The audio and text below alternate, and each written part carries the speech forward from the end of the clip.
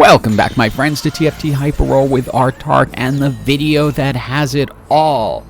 A wacky build you should not do. So many mistakes I probably couldn't even keep count, and a game that never, ever, ever should have turned out the way it did. Two little things before we get into the build. First, graphic, like, comment, subscribe, algorithm, stuff like that. Also, I am doing lives right now on the weekends, starting at noon Pacific time. So if you want to see Hyperroll live, often with me and my kid, that is at noon on the weekends. He doesn't always join. Sometimes he does, sometimes he doesn't. This build I had been wanting to do for a while. I really don't recommend it unless everything comes together perfectly. And with that said, let's get started. Let's jump right to the augments. Nothing here. We get the Gadgeteen crest. Now, this is really what I had been looking for to get this started, and it's to do Hacker Gnar, and usually requires a Gadgeteen crest, because when you do this in norms, you probably are not going past stage 7, so you're not likely to get Nunu, who is your 5th Gadgeteen. However, in Hyperroll, you're going to 9 if you have any chance of winning, so you have a good chance of getting Nunu, so you do not need the Gadgeteen emblem, but it does make it easier for getting through some of the hard parts of this build, and we'll get to those as we go along.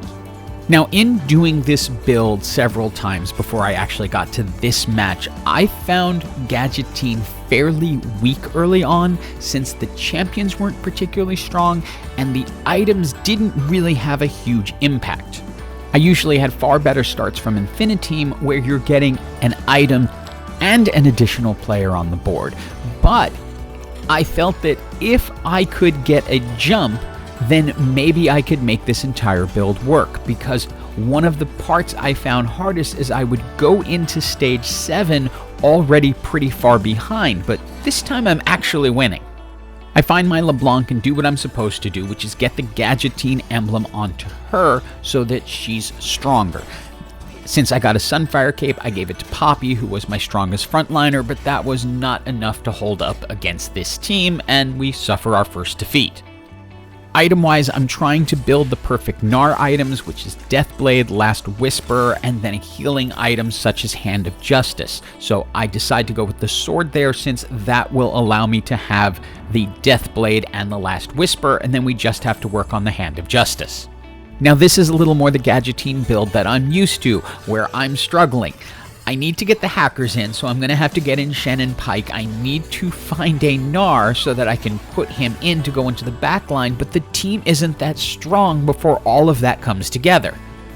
So it is now time for the second augment, and I'm really happy to see hero augments, because they're 3 costs, which means I can get a Gnar.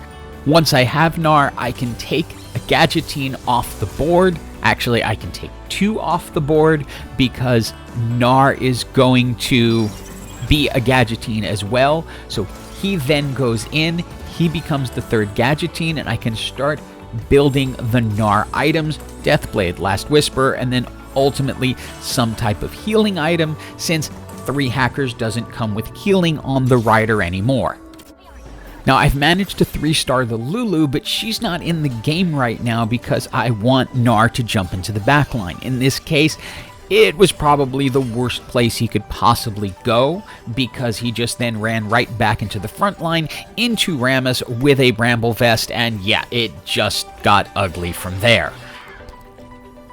Item-wise here, I'm going to grab the Tear because I want to make the Hand of Justice, or have the ability to make a blue buff on LeBlanc, whichever ends up being the most advantageous at the time. For now, I can go ahead and make a Death Cap on LeBlanc, and then use the Spear of Sojin that I got as part of the Gadgeteen trait in order to increase your casting. But I really need to get that Gnar up to 2 stars, because a 1-star Gnar in your backline just, well, isn't very intimidating.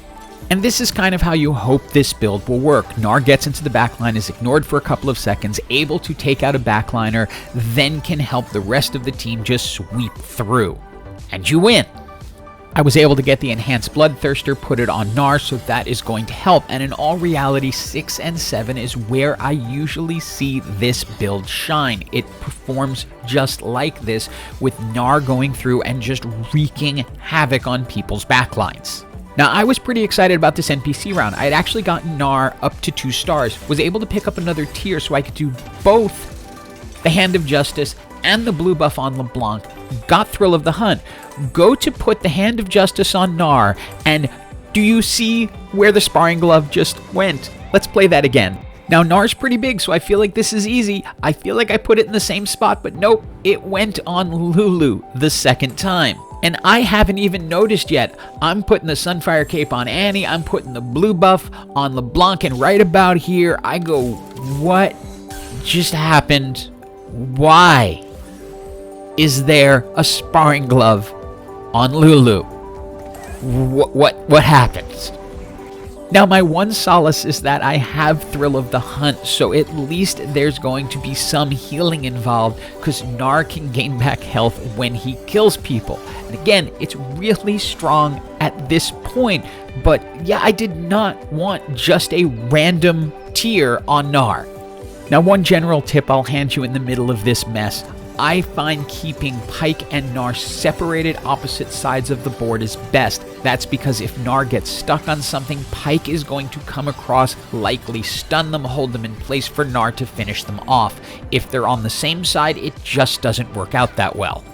So, I managed to get a second 2-star Gnar during the NPC round.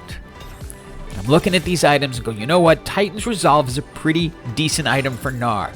So I'm selling the Gnar I have. And now I'm going to try desperately to put items on him. What is with the hitbox on this monster? Like, how can you not get items on him? But I get those 3 items on Gnar. Now he doesn't have any base healing. But again, Thrill of the Hunt, I can make that work.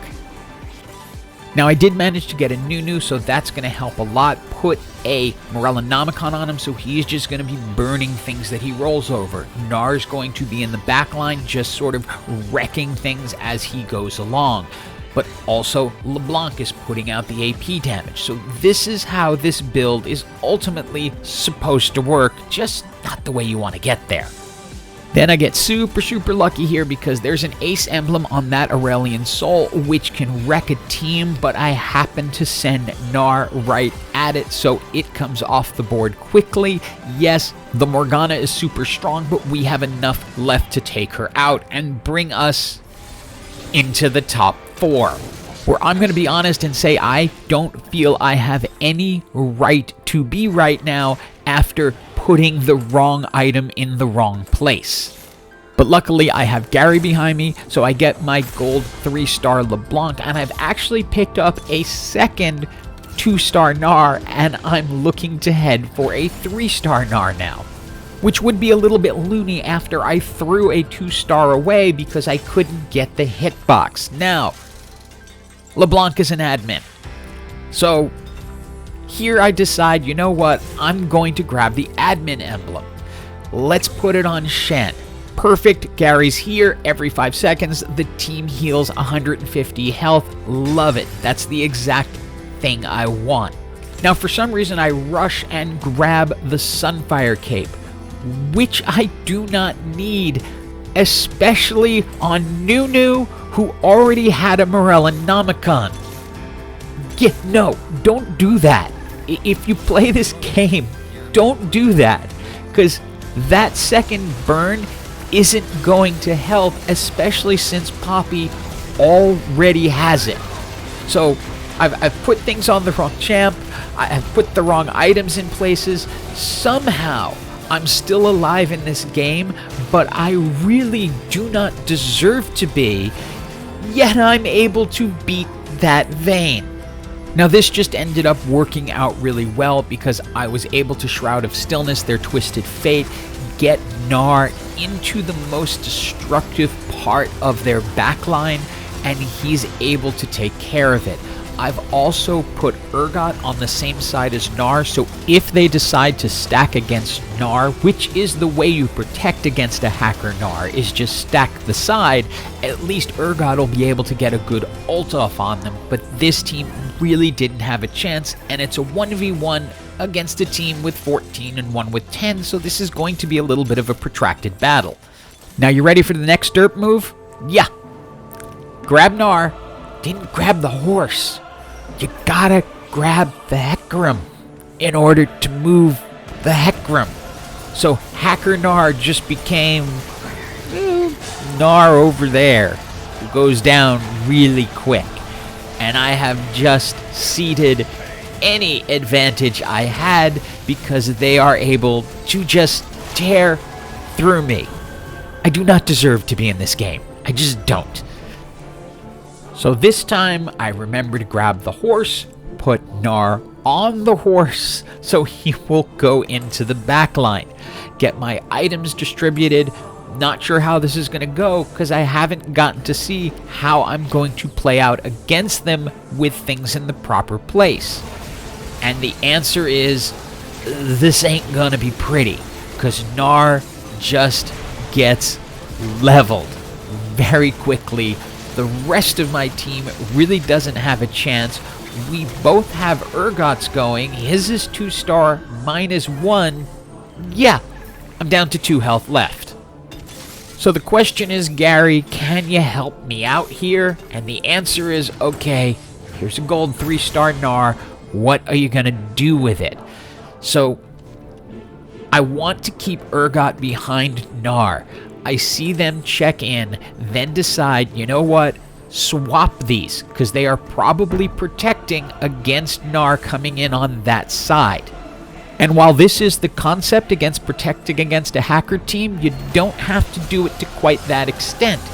If they had grouped on both sides in smaller bunches, Gnar would have gotten held up, but this allowed Gnar to get started, get the full Titans resolve, and yeah, once he's rolling, he's kind of hard to stop. It's now anyone's game again. And again, it really, really helps to have a friend at Riot, because not only do I get perfect items, but Urgot gets up to 2 stars. So now we've got a 2-star Urgot against a 2-star Urgot. Check in, they're still stacked. They haven't looked in on my board, so I'm just keeping everything as is. Normally I would put Urgot behind Gnar, but at 2 stars, I'm just keeping him where he is. In this case, they ended up spreading out, which is probably the worst thing you can do against a hacker team, because it's going to allow that hacker to come in. They need to hit clumps and get stuck, and despite so many mistakes on my part, it's GG for everyone. I still say don't do this build. It doesn't usually work, and this game shouldn't have worked, but I just had to show it to you. Hope you enjoyed the video, and as always, have an absolutely, absolutely awesome day.